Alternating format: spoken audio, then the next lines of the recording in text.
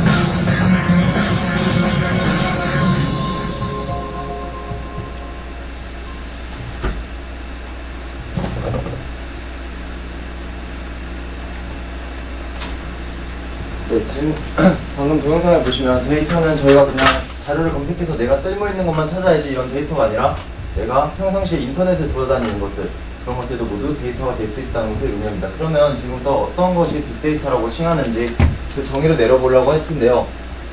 크게 빅데이터를 V4라고 생각하시면 됩니다. 규모, 다양성, 속도, 정확성. 첫 번째 V1, 볼륨에 대해 살펴보겠습니다. 빅데이터가 아까 대규모의 데이터, 즉 데이터 양과 대규모로 생각을 할 수 있는데, 데이터 양은 기업들이 전반적인 의사결정 능력을 향상시키기 위해 활용하려 노력하는 양입니다. 또 대규모는 규모가 어느 정도 될까요? 페타바이트나 제타바이트보다는 적은 규모인데, 페타바이트, 제타바이트 감이 안 오실 텐데, 페타바이트는 10, 100, 1000만, 1000만, 100만, 1000만, 1억, 10억, 100억, 1000억, 조로도 셀 수가 없어요. 그만큼 큰 페타바이트입니다. 그 다음 페타바이트에 10의 24승에 10의 24승을 한 게 2의 24승에 2의 24승을 한 게 제타바이트예요. 예를 들어서 페타바이트를 설명을 해드리면, 페타바이트는 노래를 2억 6천만 개를 저장을 할 수 있다고 합니다. 어마어마하죠. 그런 식으로 엄청난 양의 데이터를 빅데이터라고 합니다. 두 번째, V2, 버라이어티입니다. 복잡하고 다양한 형태의 데이터를 관리하는 것입니다. 예를 들어 텍스트, 웹데이터, 트위터, 센서 데이터, 오디오, 비디오, 클릭 스트림, 로그 파일들. 안 들어본 것도 있고 들어본 것도 있으실 텐데, 이만큼 엄청나게 다양한 데이터들을 다루는 것이 빅데이터입니다. 세 번째, 베로시티 맞나요? 속도. 네. 데이터의 이동, 생산, 처리, 분석되는 속도를 의미합니다. 이는 데이터가 실시간으로 생성되고 의사결정 과정에 도입되며 생산 수집하는 반응 시간과 접근의 격차에도 영향을 미칩니다. 그리고 인피니트 뜻이 뭘까요? 네, 무한대로 점점 속도가 빨라지고 있습니다. 생각해보시면 옛날에 저희가 아까 호준이 형이 운영체제에 대해서 얘기를 하셨는데, 그만큼 속도가 점점 빨라지고 있죠. 옛날에 비해서. 옛날 윈도우 95 쓸 때랑 지금 윈도우 A 쓸 때랑 비교해보면 여러 가지 많은 기술들이 속도가 빨라지고 있는 것을 생각을 하면 이것도 마찬가지 개념이라고 생각하시면 되겠습니다. 마지막 V4, 베라시티 맞나요? 네, 정확성입니다. 높은 데이터의 품질을 유지하는 것이 정말 좋을 텐데, 우리가 과제를 할 때도 막 구글에서 뭔가를 찾습니다. 근데 좋지 않은 자료들이 나오면 짜증이 나죠. 그래서 높은 데이터의 품질을 유지하는 것이 좋습니다. 하지만 우리가 항상 좋은 자료들만 찾을 수 있는 건 아니잖아요. 그래서 빅데이터의 불확실성 또한 인식하고 대비를 해야 됩니다. 예를 들어 내가 찾고 싶은 내용이 안 나왔다. 그러면 안 나온 것들이라도 잘 알고 있고 이거에 대한 대비를 해야 된다는 의미로 생각하시면 되겠습니다. 결국 빅데이터란 경쟁 우위를 확보할 수 있는 기회를 제공해 줍니다. 그리고 고객과의 사교의 작용을 통해서 고객에게 제공하는 서비스를 변화시키거나 아니면 기업 자체가 변화할 수도 있어요. 아까 동영상에서 40대 남성이 인터넷을 서핑을 하면은 그거에 대한 자료들이 모여서 하나의 데이터가 된다라고 보셨죠. 그만큼 고객이 어떤 것을 선호하는지, 어떤 매체를 더 많이 들어가는지, 어떤 정보에 대한 접근성이 높은지를 판단을 해서 그에 대한 서비스를 변화시킬 수 있습니다. 그리고 기술 및 분석을 통해 의사결정과 실행 능력을 향상시킬 수 있는 기회는 모든 산업 분야에 공존하고 있습니다. 자, 빅데이터의 분석 기법에는 분석 기술과 표현 기술 이렇게 두 가지가 있는데, 분석은 실제 데이터를 분석한다는 것을 의미하는 거고, 표현은 그 분석한 것을 표현한다는 것을 의미합니다. 어떤 기술이 적용되는지 살펴보겠습니다. 먼저 분석 기술입니다. 첫 번째 텍스트 마이닝인데요. 비반정형 텍스트 데이터에서 자연 언어 처리 기술에 기반하여 유용한 정보를 추출, 가공하는 것을 목적으로 하는 기술입니다. 두 번째는 평판 분석입니다. 오피니언 마이닝이라고 부르는데요. 소셜미디어 등의 정형, 비정형 텍스트의 긍정, 부정, 중립의 선호도를 판별하는 기술입니다. 이런 식으로 텍스트 마이닝은 직접 쓰거나 글씨 같은 것을 추출한다는 의미고, 평판 분석은 어떤 것에 대한 가치 판단이라고 생각하시면 될 것 같아요. 자, 세 번째는 소셜 네트워크 분석입니다. 소셜 네트워크 연결 구조 및 연결 강도 등을 바탕으로 사용자의 명성 및 영향력을 측정하는 기술입니다.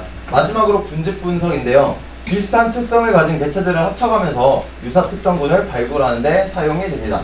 자, 그 다음 아까 말씀드렸던 두 번째 표현 기술에 대해 다시 분석 이프라인은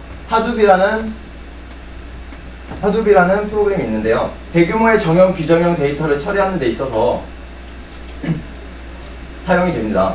대량의 자료를 처리할 수 있는 큰 컴퓨터 클러스터에 동작하는 분산 응용 시스템을 지원하는 자유자바 소프트웨어 프레임워크입니다.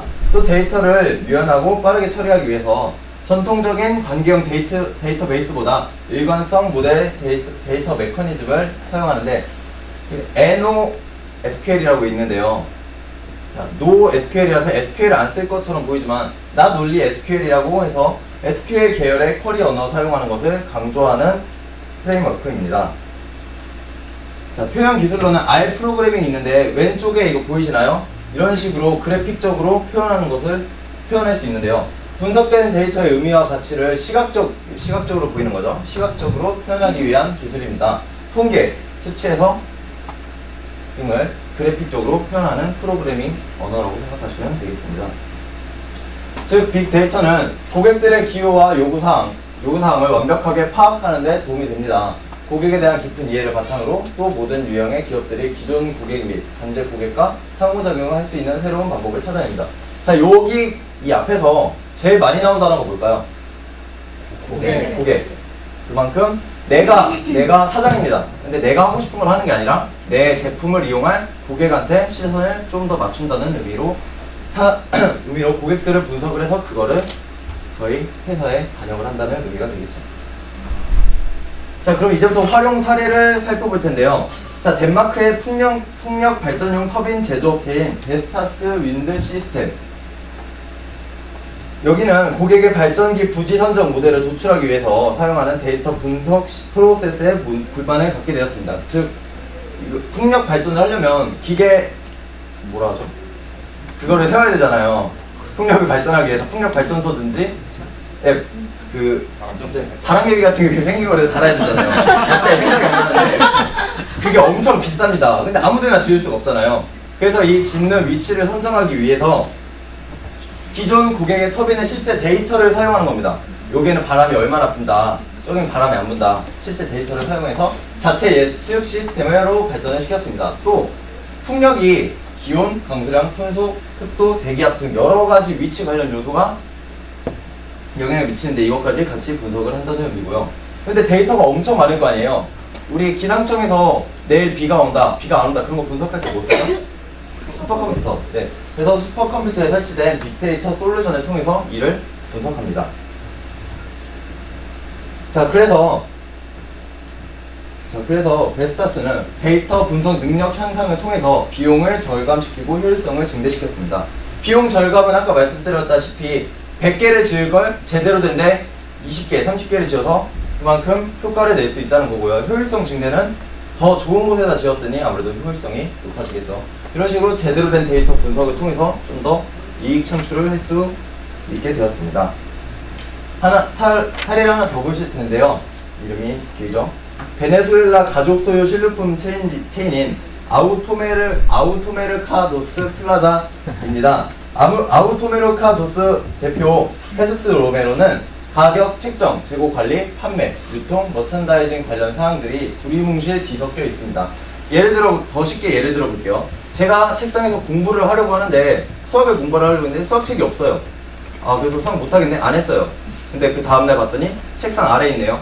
이런 식으로 내가 원하는 자료들이 섞여있기 때문에 내가 원하는 자료들을 찾을 수 없다. 그럼 어떻게 해야 될까요? 자, 그래서 전사적으로 정보를 통합을 했습니다. 분류를 시키고 내가 원하는 정보들만 출력을 냈습니다. 그랬더니 매출은 대략 30%가 증가했고 연 수익은 700만 달러가 증가하였습니다. 또 이런 증가의 원인으로 재고 관리 개선과 변화하는 시장 조건에 대한 빠른 적응을 들었습니다. 일례로 제품 손실이 35% 이상 감소했는데요. 이는 상하기 쉬운 제품이 부패되기 전에 할인 판매 계획을 세우는 등 데이터를 이용하는 예로 시장 조건에 대한 빠른 적응을 할 수 있었다고 합니다. 즉, 아우토메르카도스 플라자는 통찰의 확대를 통한 수익의 증가되는 효과를 볼 수 있었습니다. 그럼 우리나라는 어떨까요? 자, 한국일보의 기사인데요. 국내 기업들 빅데이터 활용 능력이 저조하다. 빅데이터를 분석해 사업에 적용할 수 있는 기술과 능력이 현저히 낮아 세계시장에서 경쟁력이 떨어진다. 라고